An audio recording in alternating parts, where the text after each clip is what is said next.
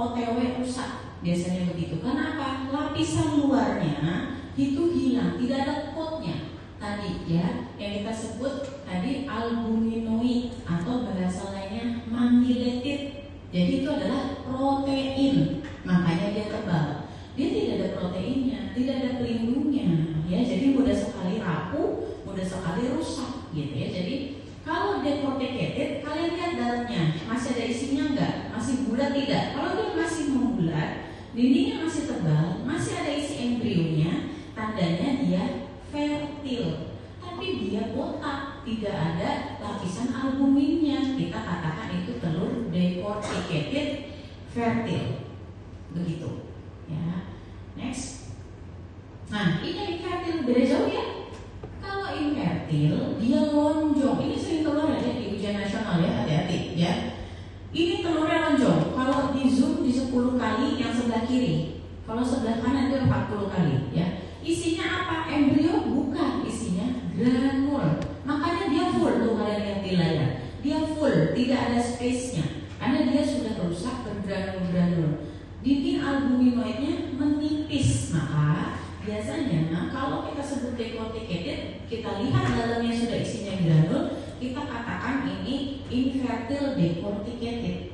Begitu ya. Jadi kalau dia masih bagus embrionya, berarti dia decorticated fertil, tetapi kondisinya botak. Tapi kalau dia decorticated sudah melonjong, kemudian dia sudah isinya granul, berarti dia decorticated yang infertil. Begitu ya. Maka aku suka pada bingung itu ya. Ini apa namanya infertil dong? Ini decorticated. Mana orang yang masih ada bunganya? Seperti bunga deh ya. Albumina itu seperti bunga.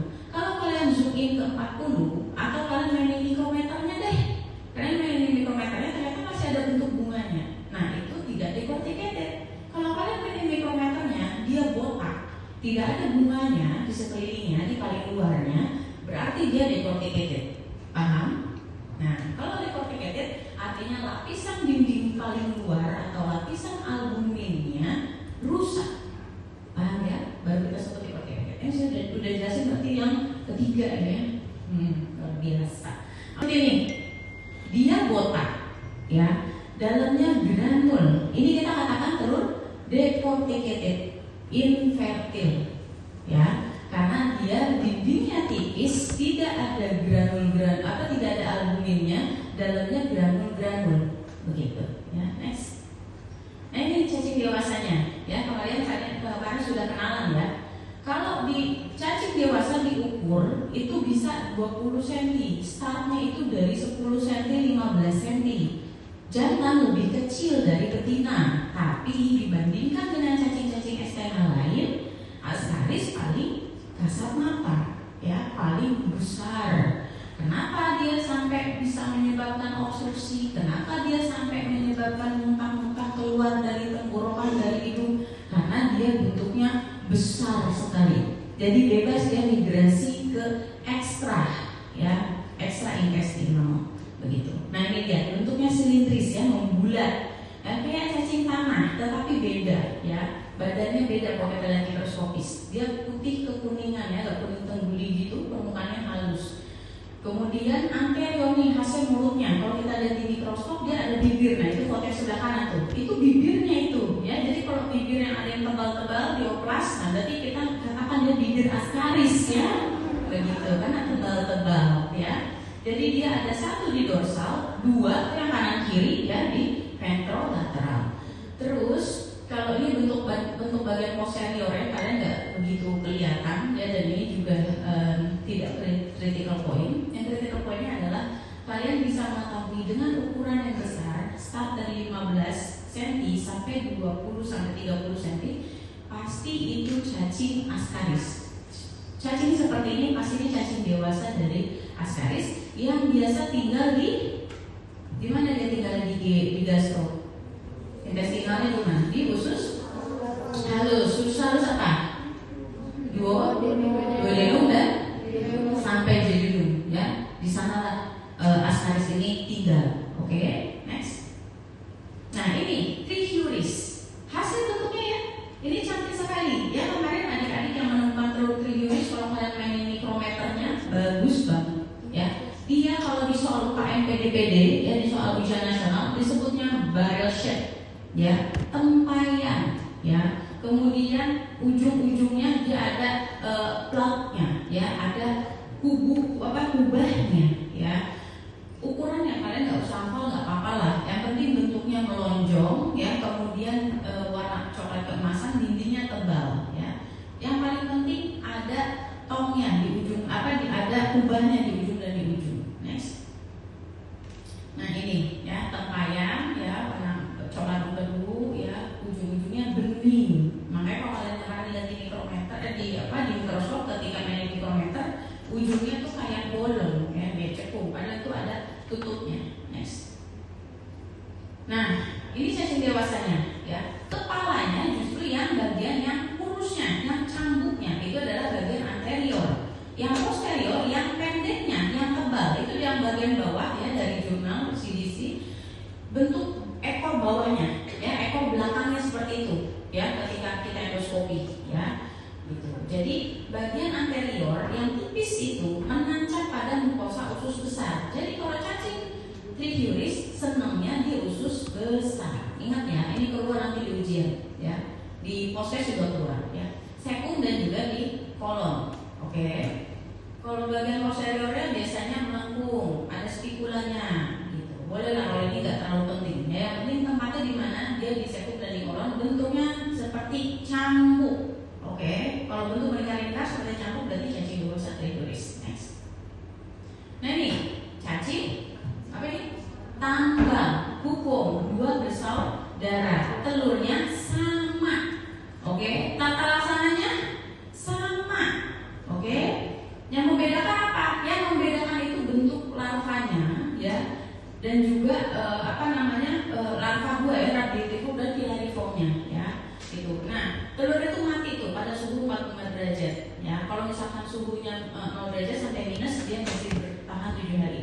Makanya ketika kalian mengedukasi, nanti pasien-pasien harus merebus air minumnya sampai mendidih, memasak lalapannya, dimasak dulu, jangan dimakan mentah begitu. Karena kalau ada telur-telur yang menempel atau telur di dalam air, dia akan mati kalau direbus sampai 100 derajat Celcius. Ya, seperti ini ya, dindingnya tipis ya, lonjong, dalamnya ada blastomernya atau morula.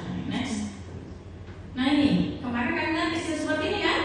Nah ada yang bilang tuh ini telur nekator dok, telur hukum dok, bukan ya, dia bukan apa-apa, ini hanya gelembung. Nah kalau telur seperti ini, dindingnya jelas, dindingnya tipis, kemudian ada isi morulanya. Next.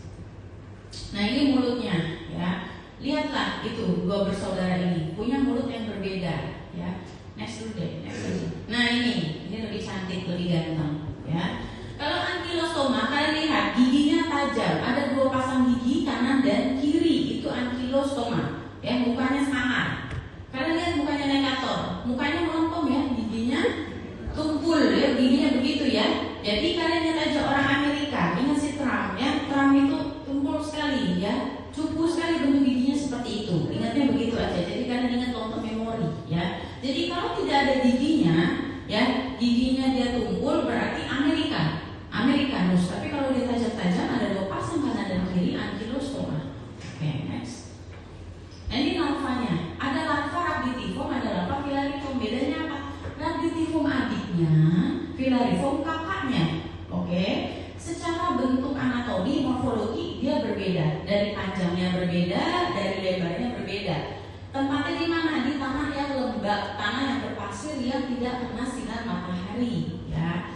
Kemudian bedanya apa? Kalau Rhabditiform fase-fasenya lagi hobi makan, lagi cari makan. Jadi dia badannya lebar tapi masih pendek karena dia masih adik-adik gitu ya. Jadi dia masih pendek. Tetapi kalian lihat itu Rhabditiform, dia punya esofagus ya yang besar, nampak sekali terlihat ya. Kemudian dia punya bulbus esofagus yang bulat-bulat. Nah, kelihatan ya. Sementara kalau sudah Filariform, lihatlah kalian lihat itu badannya lebih langsing, lebih panjang. Jadi kalau sudah panjang dan langsing berarti dia Filariform ya.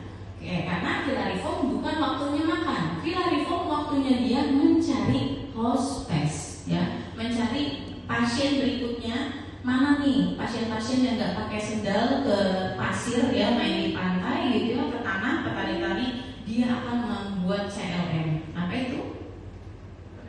Cutaneous migrans. Oke, bentar. Next. Nah ini mikroskopisnya. Nampak ya? Nah itu lihat tuh ya. Yang di tengah itu, yang sedang radiatifum kalian lihat ya. Itu kepalanya masih esopagusnya, yang atasnya ditunjuk saya kepalanya yang bilang. Nah itu dari situ sampai ke yang tengah tuh sepertiganya. Nah sepertiganya itu, nah itu bentuk esopagusnya. Dia masih lebar, masih panjang karena masih fase makan. Sementara yang filariform kalian lihat sebelah, ekornya meruncing ya, kepalanya dia pendek, esopagusnya sudah mulai memendek ya. Nah sisanya adalah kantung-kantung telur ya, persiapan buat nanti dia membesar ya. Nah jadi beda, memanjang dan dia mengecil, ramping. Nah itu sudah filariform. Next. Nah lanjut. Spesies selanjutnya adalah cacing kermi, Enterobius vermicularis. Gambarnya kalau di mikroskop seperti ini besar. Faktanya nanti kalian lihat di koleksi ya, kecil sekali, seperti ampas kelapa. Makanya ada gosip-gosip begitu ya, ada mitos-mitos begitu ya, bahwa kalau kebanyakan makan kelapa bisa cacingan. Bukan begitu, itu namanya mitos ya. Memang ada cacing ya dengan larva. Spesies apa tadi yang mirip kayak gini? Larva apa mirip kayak gini? Coba diingat-ingat. Mecanorum ya. Ascaris strongyloides, dia khasnya apa? Bukan cavity, mulutnya itu lebih pendek, sementara hukum lebih panjang. Makanya hukum infection pada anak-anak terutama bisa menyebabkan anemia berat. Karena apa? Dia doyan makan. Ya, radiatifomnya doyan sekali makan dibandingkan strongyloides. Ya, rongga mulutnya panjang sekali. Esofagus sama, ada bulbusnya, jelas tuh. Ya. Kemudian yang ditunjuk itu di atas itu, merah-merah di atas itu adalah primordium genital. Ya, prominent itu artinya menonjol. Ya, jadi ketika dia bentuknya masih anak-anak, radiatifom, strongyloides ini alat kelaminnya terlihat jelas. Kalau sudah menjadi filariform, dia malah sudah tidak terlihat. Tapi stadium radiatifom ini yang keluar di dalam feses. Jadi the only one strongyloides temporalis stadium larva radiatifom bisa keluar di dalam feses. Ingat itu. Jadi kalau besok di ujian akhir blok, kalau ada di feses keluar larva radiatifom di feses, berarti otak kalian sudah kepikiran infeksinya apa pasien? Strongyloides, nggak mungkin dia Ascaris, nggak mungkin. Ya nggak mungkin dia Trichyurus, pasti itu strongyloides. Oke? Hanya larva radiatifom dari strongyloides yang bisa keluar di dalam feses sehingga masuk ke dalam stadium diagnostik. Kemarin ada stadium apa? Stadium diagnostik dan stadium infeksius atau infektif. Ya, jadi dua. Ingat itu ya. Seluruh spesies dari parasitologi ada stadium infektifnya apa? Ada stadium diagnostiknya apa? Kalau infektif adalah stadium yang menyebabkan penyakit di manusia yang bisa masuk ke dalam tubuh manusia. Ya. Kalau strongyloides dan juga hukum sama-sama stadium infektifnya adalah larva filariform, ya, dan juga larva radiatifom ada di dalam feses. Sementara kalau yang lain, STH yang lain, stadium infektifnya adalah telur, ya, telur yang gimana? Telur yang fertil. Ingat itu. Kalau telurnya decorticated, ya udah, paling dia keluar lagi. Tapi kalau dia telurnya fertil, dia siap meletus, nanti dia pecah di dalam usus halus yang menjadi cacing dewasa. Ya. Terus nanti stadium diagnostiknya apa? Kalau Ascaris dan teman-temannya?